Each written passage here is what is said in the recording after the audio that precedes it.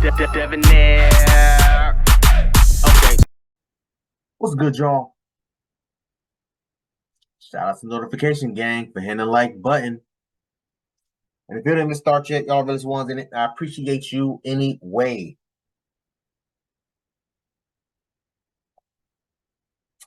Not ooh. Now let's sound this out, y'all. Niema Elif. All right. I'm sure I butchered that name. Young lady harassed by 20 men in 2 hours while downtown at a nightclub. You know, I had a young lady send this to me. I think it was on Instagram. She wanted to know my thoughts on it because I did several videos about women being harassed, women being, you know what I mean, quote unquote catcalled and stuff like that. I also did that video with the lady that had that crazy ass neighbor that was trying to break into her house to I'm assuming to sexually assault her. Thank God the police got there in time. Yeah, but it's just crazy to me the level of awareness women need to have over men because of situations like this, them just walking at night doing whatever the hell they goddamn doing. It's sad and it's unfortunate, you know, being in these types of situations to live this day by day. You know, I have sisters, I have female family members, I have female homegirls, co-workers too, female homegirls that I worry about because they're so petite, they're so small. My sister in particular, she like 110 pounds, 105 pounds. She can't fight off any damn. She ain't a fighter, period. But she can't fight off no damn dude. You know, and these are the type of things that terrifies the hell out of me. But let's get into this video, y'all, because I gotta hear this.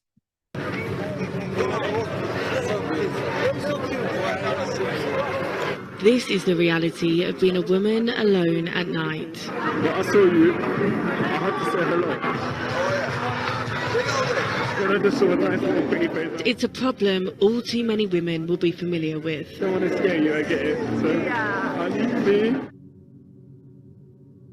I'm meeting Neve in Nottingham at the end of her night shift. Hey, how was that? Yeah, it wasn't too bad. For most people, it would be a moment of relief. But for Neve, it means fear. Because just months ago, she was chased by a man as she walked home. I had to run for about 5 minutes, which felt like a lifetime. It's just that shock and just adrenaline and, you know, instincts or whatever take over because you're just fearing for your life. It's awful. I think anyone that's been in that position can say the same. Neve shows me how she protects herself by planning her route home. And that's because she's already been a victim of a more serious attack that happened last summer. It was broad daylight. I was alone and a stranger attacked me when there was nobody around. There was nothing going on. He tried to rape me. And the only reason that I managed to get away is because I fought him off, which is also horribly traumatic. But telling her parents was the hardest part. Especially for my dad, who spent his whole career in the police. And having to tell him that after, you know, safety lessons when I was very, very young, it's just such a horrible thing that I hope no one else ever has to go through. So sorry. It's so sad, man. Obviously they're not American; they're overseas. But these are things that happen in America too, obviously, right? You know, it's so sad that these are the types of things that happen. You know, where I live, it's first of all, I live in a predominantly Caucasian area, number one. Number two, a lot of my neighbors are women and they're under 25, 30. And mainly because I live close to a university and my complex used to be an quote unquote an off-campus dorm before it got bought out. By the time I moved in, it was still considered an off-campus dorm because I was planning to attend that university. And then COVID happened. You know, they started kicking out people. Y'all know how it is. Like schools were shutting down, everything started going remote, and this complex started losing money. So it ended up selling it to whoever it sold it to. I'm not gonna say the name, obviously. But it sold it to a company, and a company bought it. and now it's considered just a regular apartment complex now. But for the most part, most of my neighbors are students that attend said university that's very close to my house, and that's how it is. Now, with that being said, I say all that to say this: when I walk here late at night, right, I'm coming in, or maybe I'm going, or whatever the case may be, I notice the vibe, the tension that a lot of women, a lot of the young women that feels that's to the left of me, right of me, in front of me, behind me, et cetera, et cetera, et cetera. And rightfully so. Obviously, I feel some type of way too, because hell, I don't know what you got. Hell, maybe you trying to kill me. I don't know. But I understand that mainly because I put myself in their shoes. Number one, number two, I have again sisters that has to do these types of things. My sister works in the hospital, so sometimes she comes home late. You know what I mean? And having to walk home. She has a car now, thank God. But having to walk from her car to her apartment. So I get it, I see it, and these are the types of things that happens often. As far as being attacked, as far as being chased, as far as being catcalled, you have to have some type of level of common sense, fellas. I've never thought to myself, hey, it's 2 o'clock in the morning. I see a young lady walking alone by herself. I'm going to shoot my shot. I never thought that. I'm thinking to myself, yo, this girl probably terrified as hell. Walk away from her. Walk the opposite way. Go another way. That's what I think. But a lot of dudes don't have that type of common sense. They don't. They probably drunk and or high off their ass and trying to damn shoot their shot or try to do something like what she just said happened, where they trying to force her to do something. I am so happy that she was able to fight back. I'm very, very happy she was able to fight them off. Because other women did not have that opportunity, not opportunity, but didn't have that grace to do that, unfortunately. Let's keep going. And then you just couldn't make it up. As we're finishing the interview, 3 men shout a personal comment. Cameras, bro. Oh, she's laying as well, man.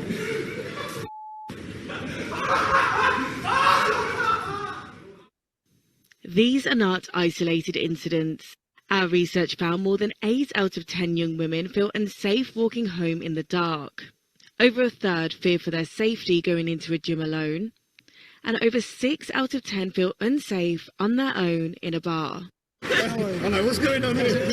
I'm filming undercover alone in Cardiff, where police recently announced a decrease in violence against women. Within seconds, a group of men approached me.